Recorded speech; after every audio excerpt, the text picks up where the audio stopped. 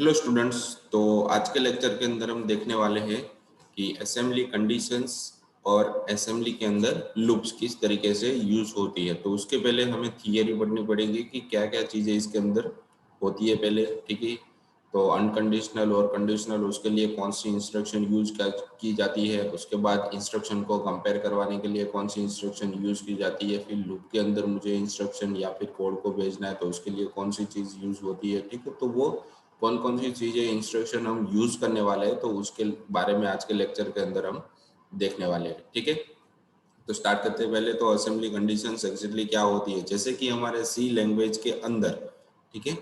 तो सी लैंग्वेज आप लोगों ने सभी ने पढ़ी होगी। तो उसके अंदर एक्चुअली क्या होता है कि वन टाइप ऑफ आपको कभी भी लूप यूज करनी है तो लूप से पहले हमारे पास कंडीशनल स्टेटमेंट आता है, मतलब वो आपको प्रोग्राम का कंट्रोल फ्लो किस तरीके से आपको ले जाना है, ठीक है। जैसे कि आपको कोई कमांड है वो रन करवाना है, कब रन करवाना है कि मेरी ये कंडीशन सही होगी तभी ये मेरी ब्रांच है या फिर इंस्ट्रक्शन है वो रन होनी चाहिए, ठीक है। इफ एल्स जैसे बोलते हैं आप, if else, nested if else, else if, तो वो सारी चीजें इसके अंदर भी इंक्लूड होती है, पर इफ एल्स के फॉर्मेट में नहीं होती। उसके लिए अलग से कोई इंस्ट्रक्शन यहाँ पे दी गई है तो उसी का यूज करना है। तो उसी के बारे में हम आज के लेक्चर के अंदर देखने वाले। तो उसके लिए यहाँ पे दिया गया है कि कंडीशनल इंस्ट्रक्शन, तो सेम एज इट इज जैसे हमने सी लैंग्वेज के अंदर देखा था वैसा ही है, पर उसके उसके वहां पे जिस तरीके से हमने यूज किया था कंपाइलर के थ्रू, यहाँ पे हमें यूज करना है इंटरप्रेटर के थ्रू। मतलब वन टाइप ऑफ हमारा क्या हो जाएगा, ये इंस्ट्रक्शन जो भी कोड है वो ही रन करेगा। तो उसके लिए भी यहाँ पे उसकी सिंटेक्स यहाँ पे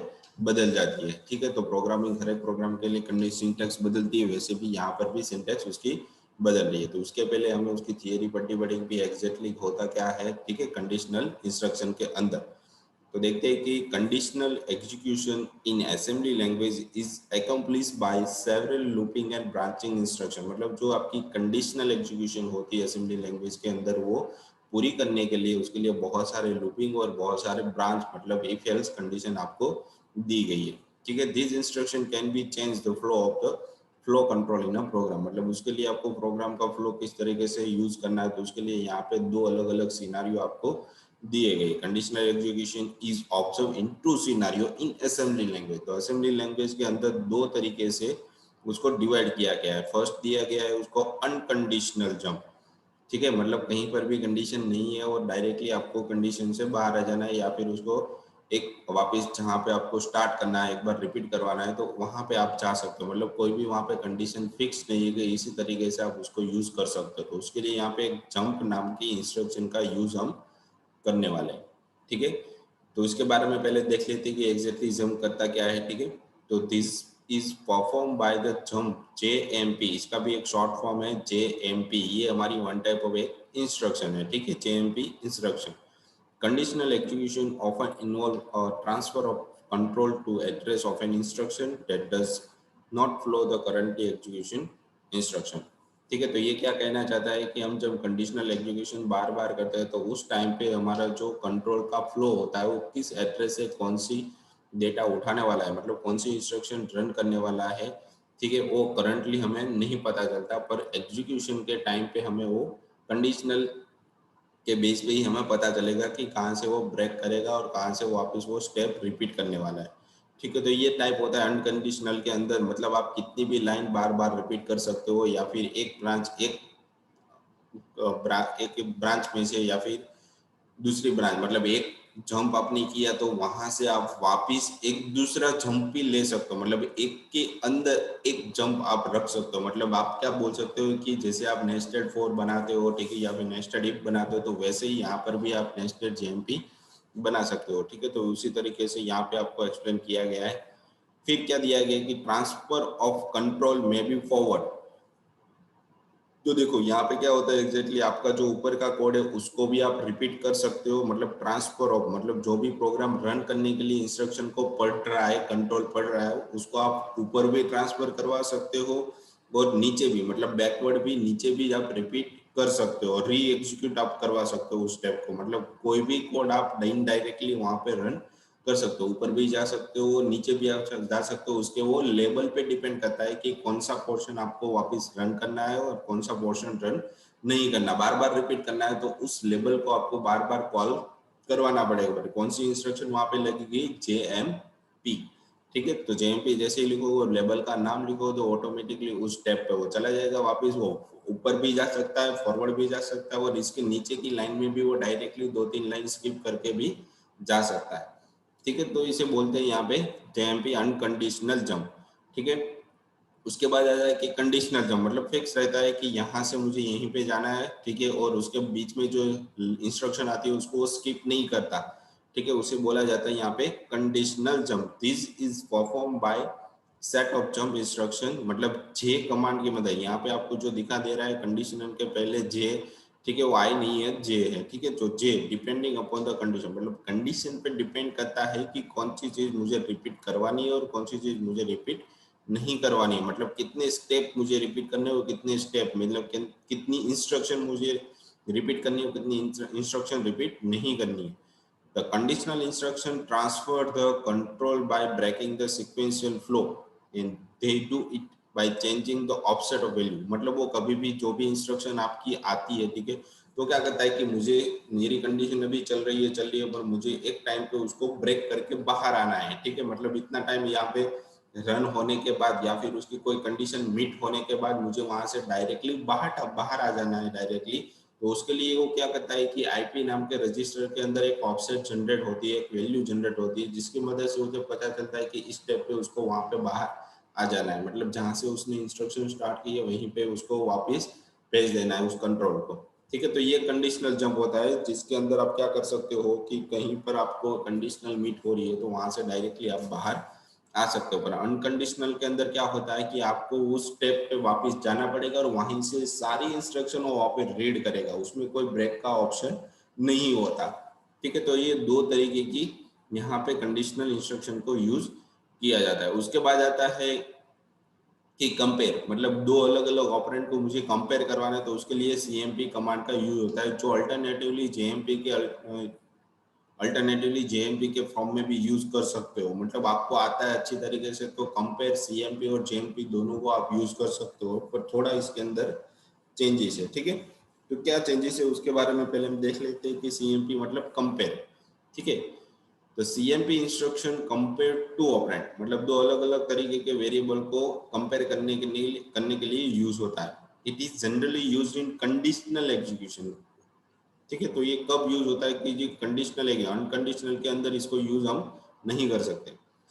this instruction basically subtract one operand, मतलब एक में से वो माइनस करेगा from the other for comparing whether the operand are equal और नॉट, मतलब आपके जो ऑपरेंड है वो इक्वल और इक्वल नहीं हो गए। ठीक है, हो गए या नहीं हो गए, उस दोनों के बीच में भी सबट्रैक्ट आप यहाँ पे कर सकते हो या फिर कंपेयर आप करवा सकते हो। अगर कंपेयर हो रहा है तो आप वहाँ पे सबट्रैक्ट कर सकते हो, अगर कंपेयर नहीं हो रहा है तो वहाँ पे आप सबट्रैक्ट नहीं कर सकते हो। उसके लिए भी यहाँ पे बहुत सारे कमांड आपको दिए गए, इंस्ट्रक्शन आपको दी गई है।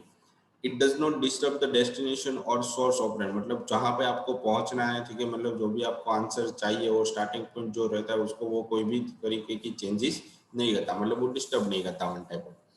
It is used along with a conditional jump instruction for decision making, मतलब वो कंपैरिजन है वो JMP कमांड के साथ, इंस्ट्रक्शन के साथ भी आप उसको यूज कर सकते हो। ठीक है, तो जब भी किसी भी तरीके की डिसीजन चेंज करनी हो या फिर आपको लेनी है कि भाई यहाँ पे मुझे इस तरीके की कंडीशन रखनी है, तो उस टाइम पे आपको कंपैरिजन की जरूरत पड़ती है, तो उसके लिए CMP कमांड का यूज करना पड़ता है। ठीक है, तो CMP कमांड इंक्लूड होता है JMP के अंदर। कोई भी किसी भी तरीके की आपको कंडीशन रखनी है उस टाइम पे CMP का यूज आप कर सकते हो। उसकी सिंटेक्स में यहाँ पे दी गई है कि CMP इंस्ट्रक्शन लिखने के बाद यहाँ पे स्टार्टिंग में डेस्टिनेशन आएगा और उसके बाद सोर्स आ जाएगा। ठीक है, तो डेस्टिनेशन मतलब कहाँ पे डेटा भेजना है और सोर्स मतलब कहाँ से डेटा आएगा। ठीक है, तो उसकी यहाँ पे आपको ऑपरेंड लिखने हैं, डेस्टिनेशन सोर्स है वन टाइप ऑफ आपके वेरिएबल के नाम रहेंगे, या फिर आपके पास रजिस्टर भी हो सकते हैं या फिर डायरेक्टली आप वैल्यू भी रख सकते हो। ठीक है, तो करता क्या है वो भी यहाँ पे बताया गया है कि CMP compare two numeric data field. ठीक है, तो दो अलग अलग तरीके की जो भी डेटा फील्ड रहती है उसको वो कंपेयर करता है। The destination operand could be इधर इन रजिस्टर और अ मेमोरी, जैसे मैंने अभी आपको बताया कि ऑपरेंड के अंदर किसी भी तरीके की रजिस्टर होती है या फिर रजिस्टर को यूज कर सकते हो या फिर आप डायरेक्टली मेमोरी में से वैल्यू भी ले सकते हो, ठीक है। The source operand could be constant, immediate data register, मतलब वो डायरेक्टली वो डेटा उठाएगा तो इमीडिएट रजिस्टर में से उठाएगा, या फिर रजिस्टर डायरेक्टली और मेमोरी में से डेटा को डायरेक्टली लोड करवा सकता है, ठीक है। तो इतनी तरीके से वो कंपैरिजन करने के टाइम पे डेटा को लोड करवाता है डेस्टिनेशन और सोर्स की जगह पे, ठीक है। तो उसके बाद आ जाता है कि अनकंडीशनल जंप, ठीक है। तो आई होप आपको कंपैरिजन आपको पता चल गया होगा कि अब हम अनकंडीशनल की तरफ जा रहे हैं कि अंडर अनकंडीशनल के अंदर किस तरीके से, उसके लिए जेएमपी जैसे हमें अभी मैंने आपको ऊपर बताया वैसे ही यहाँ पे बताया गया है, ठीक है।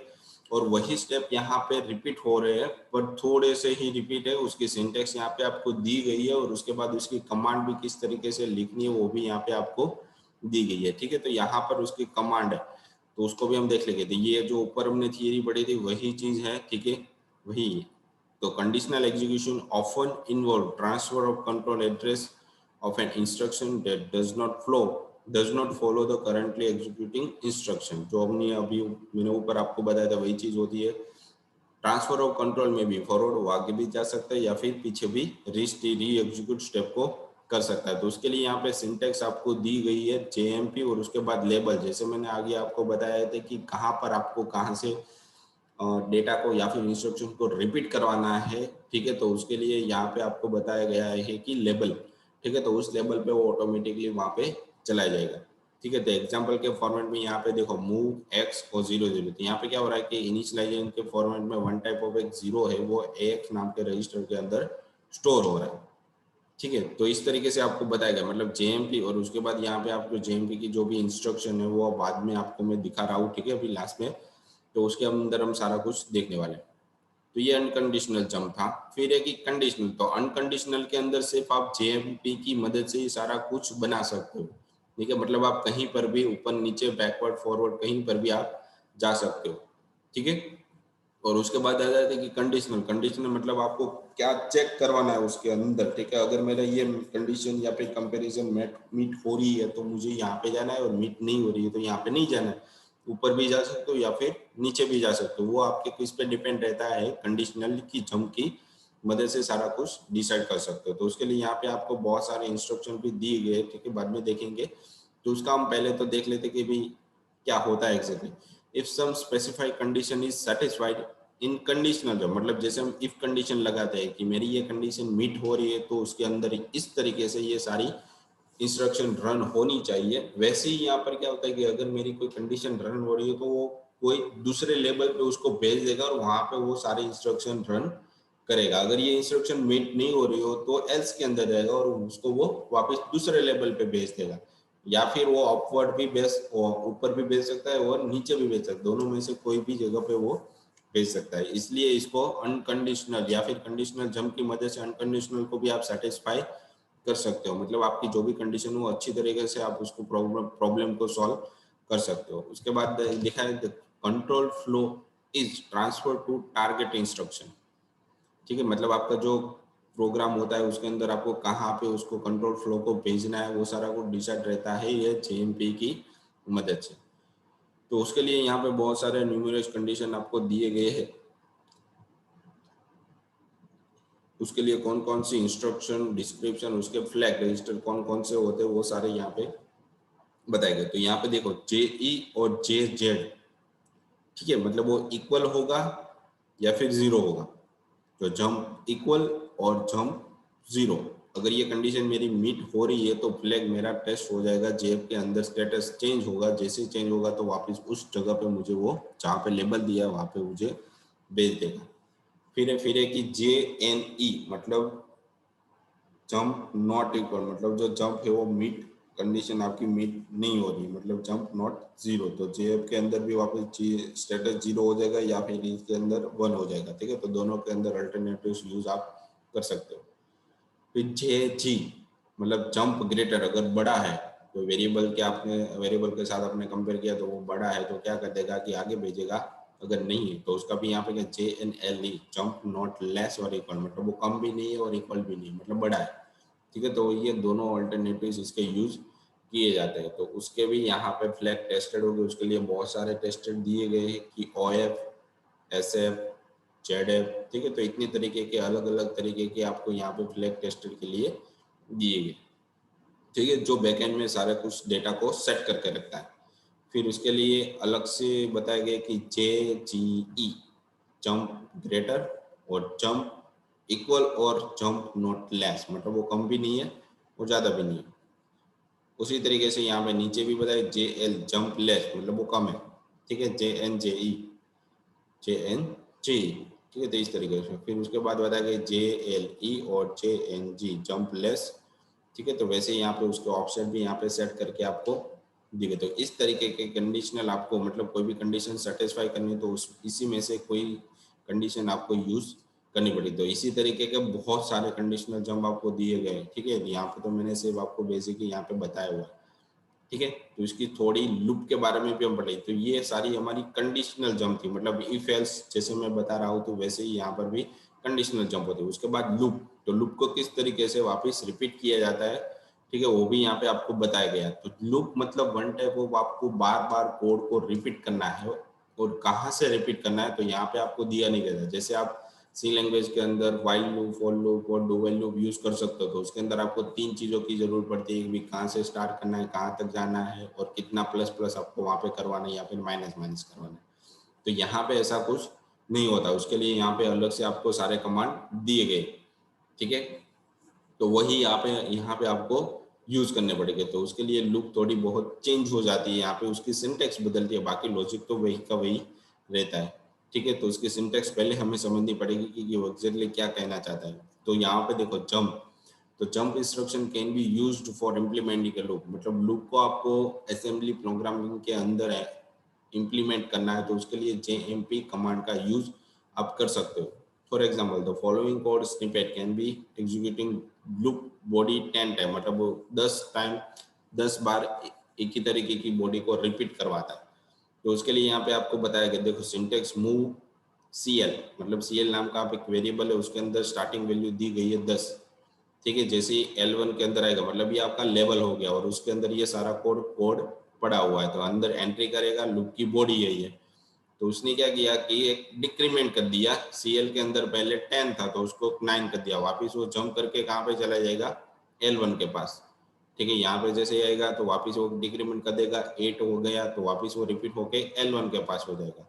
तो जब तक 0 नहीं होगा तो JNZ का मतलब जैसे हमने ऊपर बताया कि JNZ, ठीक है। तो इसके ये रहा देखो, जंप नॉट इक्वल टू 0, मतलब 0 नहीं होगा तब तक वो इस लेवल के पास वापस डेटा को भेज देगा, ठीक है। तो CL के अंदर जो डेटा पड़ा है वो ऑटोमेटिकली चेक करता रहता है, भाई यहाँ पे आने के बाद उसकी वैल्यू 0 तो नहीं है ना, 0 नहीं होगी तो वापस उस बॉडी को रिपीट करवा देगा, मतलब वापस वो L1 के पास, L1 के जैसे ही 0 होगा तो वापस नीचे की जो इंस्ट्रक्शन वो रीड करना चालू होगा, तो इस बॉडी को 10 टाइम्स लूपिंग के अंदर भेज देगा। तो इस तरीके से असेंबली के अंदर लूपिंग को यूज किया जाता है। ये सिर्फ सिंपल लूपिंग ही है, इसके अंदर कोई दूसरा वेरिएबल इनिशियलाइज कुछ नहीं किया गया, ठीक है। वो हम लास्ट में जो हमारा PPT है उसके अंदर देखेंगे कि पूरे प्रोग्राम को किस तरीके से इंक्लूड किया जाता है, ठीक है। फिर यहाँ पे दिया गया है कि the processor instruction set however include a group of loop instruction, मतलब बहुत सारी इंस्ट्रक्शन को एक साथ इकट्ठा करके उसको वो इटरेशन मतलब वो लूप के अंदर रख सकते हो आप। The basic loop instruction has the following loop, और उसके बाद लेवल, जैसे यहाँ पे बताया गया है कि लूप, और उसके लिए यहाँ पे आपको लेबल देना पड़ेगा, मतलब लूप के लिए यहाँ पे आपको बहुत सारे जो इंस्ट्रक्शन दिए है उसमें से कोई एक यूज आपको करना है, ठीक है। और उसके बाद यहाँ पे लूपिंग के बारे में ज़्यादा आपको बताया गया है कि ECX का मतलब काउंटर के लिए यहाँ पे ECX का यूज किया जाता है, वो एग्जैक्टली क्या चीज़ होती है, ठीक है। तो उसके बारे में यहाँ पे इस PPT के अंदर आपको बताया गया है कि एग्जैक्टली वो क्या चीज़ होती है, ठीक है। तो where label is a target label that identify the target instruction as in the jump instruction, ठीक है। तो वो डिसाइड करता है कि लेबल के फॉर्मेट में कहाँ पे मुझे जंप करके जाना है, तो वन टाइप ऑफ इंस्ट्रक्शन पे डायरेक्टली जंप करके चला जाएगा, ठीक है। तो JMP किसकी मदद से, वो JMP कमांड की मदद से, इंस्ट्रक्शन की मदद से। The loop instruction assume that the ECX register contain the loop count, देखो जैसे मैंने अभी आपको बताया कि ECX होता है वन टाइप ऑफ का रजिस्टर है, वो काउंट कितनी बार लूप को घुमाना है वो काउंट करके रखता है अपने पास, ठीक है। अगर आप वहाँ पे डिक्रीमेंट कर रहे हो तो भी वो अपने पास डेटा को रखेगा, ठीक है, जब तक 0 नहीं होगा। When the loop instruction is executed, the ECX register is decremented and the control jump to the target level। जैसे ही यहाँ पे डिक्रीमेंट होगा तो वापस वो अपने टारगेट पे लेवल पे ट्रांसफर होके चला जाएगा। Until the ECX register value, जब तक ECX रजिस्टर की वैल्यू 0 नहीं होती तब तक वो जीरो पे नहीं पहुंचता तब तक। तो वही चीज यहाँ पे आपको बताया गया है। तो CL की जगह वापस यहाँ पे हम ले रहे हैं कि मूव ECX, ठीक है। तो ECX के अंदर मैंने 10 टाइम उसको यूज करना है, मतलब एंड 10 बार मेरी लूप यहाँ पे घूमनी चाहिए, ठीक है। तो ये चीज यहाँ पे आपको बताया, उसके लिए आपको ECX का यूज, ECX रजिस्टर का यूज करना पड़ेगा, ठीक है। तो लास्ट में आपको एक बड़ा प्रोग्राम दिया गया है जिसके अंदर बहुत सारी इंस्ट्रक्शन है, ठीक है। तो स्टार्टिंग में प्रोग्राम किस तरीके से रन करना है, तो उसके लिए यहाँ पे देखो section.txt, मतलब इस फाइल के अंदर हमारा डेटा स्टोर होगा। फिर ग्लोबल स्टार्ट, जहाँ से हमारा असेंबलर है वो स्टार्ट करेगा रीड करना, ठीक है। और अंडरस्कोर स्टार्ट लिखा है, वहां से लिंकर को पता चलेगा कि मुझे यहाँ से डेटा को रीड करना, इंस्ट्रक्शन को रीड करना चालू करना है। तो देखो मैंने यहाँ पे क्या दिया, ECX के अंदर 10 रख दिया, ठीक है। यहाँ पे जैसे था, ठीक है, तो 10 है वो ECX के अंदर चला गया। फिर यहाँ पे उसकी स्टार्टिंग वैल्यू क्या दी गई है, EX के अंदर 1 दिया गया, ठीक है। और जैसे ही लेवल 1 आएगा, ये हमारा वन टाइप ऑफ लेवल था जहाँ से ये हमारी लूपिंग है वो स्टार्ट हो रही है। देखो ये सारी की सारी कोडिंग यहाँ पे स्टार्ट हो रही है, ठीक है। तो EX के अंदर वापस यहाँ पे 4 कर दिया गया है, 4 यहाँ पे इंस्टॉल किया, वापस ट्रांसफर किया है। EBX के अंदर 1 ट्रांसफर किया है। फिर पुश मतलब ECX वापस आया। देखो ECX के अंदर क्या हो गया कि 10 है वो ECX कंट्रोलर के अंदर, मतलब वो रजिस्टर के अंदर ट्रांसफर हुआ। और जो भी नंबर यहाँ पे आया है, ठीक है, नंबर के अंदर हमने जो स्टार्टिंग में 1 दिया था वो कहाँ पे चला जाएगा हमारा, अब ECX काउंटर के अंदर, ठीक है। और EDX नए वेरिएबल के अंदर, काउंटर के अंदर वापस 1 हो जाएगा। वो हमें प्रिंट करके देगा भाई इस तरीके का वेरिएबल इसके अंदर आया है, ठीक है। आया है तो क्या करेगा कि जो भी नंबर हमारे पास है 1, उसको EX नाम के वेरिएबल के अंदर स्टोर कर देगा, सब्सट्रैक्ट करेगा और इंक्रीमेंट करेगा। देखो 1 था तो अब हो जाएगा यहाँ पे 2, ठीक है। 2 होने के बाद वापस वो ऐड करेगा और पॉप, मतलब लास्ट में जो 0 उसने ऐड किया था उसको डिलीट करके लूप के पास वापस भेज देगा। मतलब EX के अंदर अब 1 था तो अब 2 हो गया, वापस यहाँ पे आएगा तो 2 है वो नम को पास कर देगा। वो अब मुझे किसको भेजना है, ECX के अंदर जो हमारे पास EX के अंदर नंबर आया था वो पास हो जाएगा 2, और यहाँ पे वापस वो एक इंक्रीमेंट होगा, ठीक है। यहाँ पे वो इंक्रीमेंट, तो यहाँ पे हो गया 3, तो वापस लूप होने के बाद तो बीच में जो वेरिएबल आपको दिए गए वो आपके एक वेरिएबल ट्रांसफर हो रहे हैं। मतलब यहाँ पे 4 है वो यहाँ पे मतलब अलग से, उसको EX के साथ कुछ लेना देना नहीं है, ठीक है। तो ये कर्नल को कॉल करने के लिए कि भाई मुझे किस तरीके की फंक्शनैलिटी चाहिए, तो यहाँ से वो सारा कुछ डिसाइड करता है कि कहाँ पे मुझे एग्जैक्टली जाना है। जब तक यहाँ पे 0 नहीं होगा तब तक, या फिर 10 नहीं होगा तब तक वो घूमता रहेगा। तो ECX मतलब 10 टाइम घुमाना है उसको, ठीक है। तो EAX से वो मीट नहीं होगा तब तक वो आगे लूप के पास, लेबल के पास भेजता रहेगा, ठीक है। और लास्ट में जैसे ही हमारा कमांड खत्म हो रहा है तो यहाँ पे मुझे उसकी वैल्यू रीसेट करवा देनी है EX की, और यहाँ पे मुझे प्रोग्राम को खत्म कर दें ताकि हमारा आंसर आ जाएगा 1 to 9 तक, ठीक है। तो इस तरीके से प्रोग्रामिंग को, असेंबली लैंग्वेज के प्रोग्राम को रन किया जाता है, तो ठीक है। और लास्ट में हमारे पास क्वेश्चन है, ठीक है। तो क्वेश्चन आपकी RNWIT एप्लीकेशन के अंदर आपको सबमिट करवाने रहेंगे जिसकी मदद से आपकी अटेंडेंस वहाँ पे हो जाएगी, ठीक है। तो आज के लेक्चर के अंदर असेंबली लैंग्वेज के अंदर लूप और कंडीशन किस तरीके से यूज की जाती है तो उसके बारे में हमने पढ़ा, ठीक है। तो इसको अच्छे से देखना, ठीक है। और भी जानकारी चाहिए तो इसके लिए आप बहुत सारी वेबसाइट पर भी ढूंढ सकते हो, ठीक है। भी क्या क्या होता है इसके अंदर एग्जैक्टली, जैसे पढ़ोगे आपको समझ में आने लगेगा, ठीक है। आज के लेक्चर के लिए इतना ही था। Thank you.